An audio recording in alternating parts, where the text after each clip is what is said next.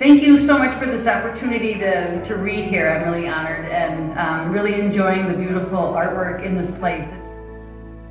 Nancy had organized an event at Hollister Gardens, and I'd gone for the experience. I'd never been there before and was really just blown away by how stunning the place is. And these two poems come out of being inspired by that experience and the experience of really paying attention to the details.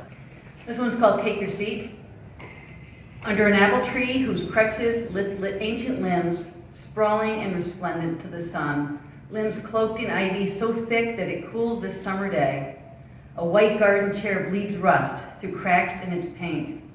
The twisted and welded work of mortals among hosta, coleus, phlox, and lilies curling their way to the brazen arms of Helios. Take the seat, and you'll face the corner of the house erected by Gideon Hollister in 1700.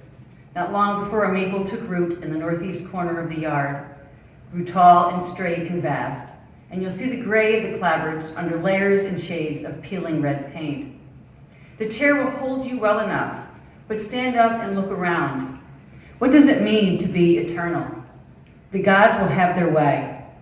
Watch the chipmunk, his mouth full of seeds you cannot name, doing Demeter's work boldly as he crosses your path for the safety of the boxwood hedge to a secret place by the stream. Sit down again, as yellow swallowtails feast on milkweed and the black on butterfly bushes, their top wings doing hummingbird work to keep balance on the blossom. Watch all this from your chair that will rust and weep as it surrenders to the vines that reach under the cover of expansive lilies, cracking the finish, reducing the chair to minerals. All that hammering and twisting, welding and holding in place will come to nothing. No pose left to hold. It will dissolve into the topsoil, elemental earth, a final repose.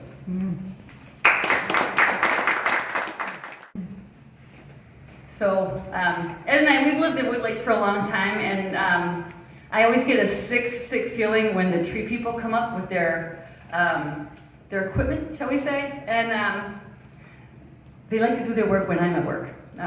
It's not a loving relationship by far. This goes back to that history. This poem is called The Shadow of the Hawk's Wings.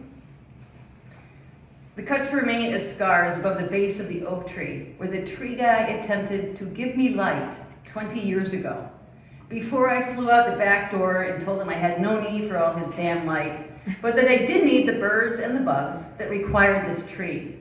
He stopped and said, okay, with the shrug of a tree guy who had no interest in taking on a madwoman, and let his supervisor know.